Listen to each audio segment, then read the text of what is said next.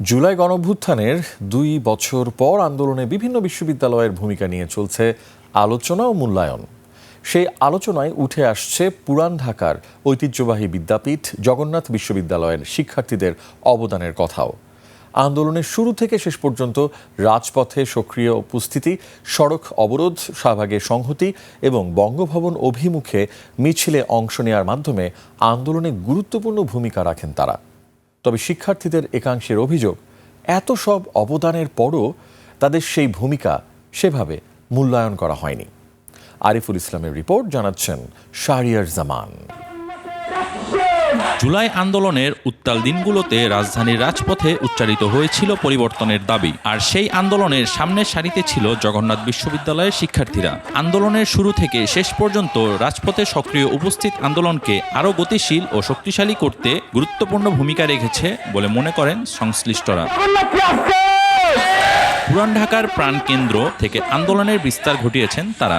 Gulistan, 0 point, Tantibazar সহ গুরুত্বপূর্ণ সড়কগুলোতে অবরোধ কর্মসূচি পালন করে রাজধানীর কেন্দ্রীয় আন্দোলনের সঙ্গে সংহতি প্রকাশ করেন শিক্ষার্থীরা। পরে শাহবাগের কর্মসূচিতে যোগ দিয়ে আন্দোলনের নতুন শক্তি ও গতি সঞ্চার করেন তারা।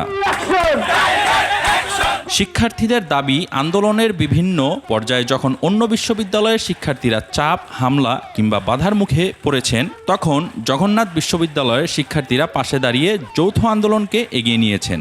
শুধু শাহবাগ নয়, বঙ্গভবনের অভিমুখে মিছিল নিয়েও কর্মসূচি পালন করেছেন তারা। এই মাসে আমাদের যে ঐতিহাসিক জুলাই গণ অভ্যুত্থান, তার 2 বছর হতে চলেছে। তো এই অভ্যুত্থানটা আসলে আমাদের জেনারেশনের জন্য একটা once in a lifetime এক্সপিরিয়েন্সই মনে হয়। এই আন্দোলনে প্রাণ হারান জগন্নাথ বিশ্ববিদ্যালয়ের শিক্ষার্থী সাজিদ। আহত হন শতাধিক শিক্ষার্থী। তাদের অনেকেই এখনো বয়ে বেড়াচ্ছেন সেই দিনের স্মৃতি। ঢাকা বিশ্ববিদ্যালয়ের শিক্ষার্থীরা প্রশাসন এবং ছাত্রলীগের বাধার সম্মুখীন হয়ে তারা যখন আন্দোলন বাধাপ্রাপ্ত হয়, তখন কি করেছে, আমরা যারা ঢাকা বিশ্ববিদ্যালয়ের সাথে আমরা আন্দোলনটা করেছিলাম, বিশেষ করে জগন্নাথ বিশ্ববিদ্যালয় এবং প্রাইভেট বিশ্ববিদ্যালয় এখানে একটা অগ্রণী ভূমিকা ছিল।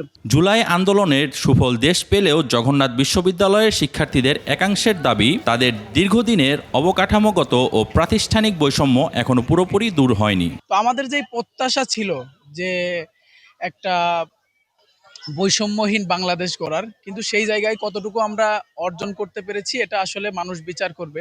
তো আমার কাছে মনে হয় না যে আমাদের যেই আকাঙ্ক্ষা ছিল সেই আকাঙ্ক্ষা পর্যন্ত আমরা পৌঁছাতে পেরেছি। ইতিহাসের প্রতিটি গণ আন্দোলনে জগন্নাথ বিশ্ববিদ্যালয়ের শিক্ষার্থীদের সক্রিয় অংশগ্রহণের নজির রয়েছে।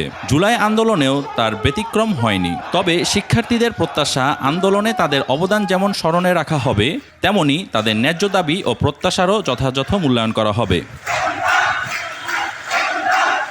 শাহরিয়ার জামান, 21 টেলিভিশন, ঢাকা।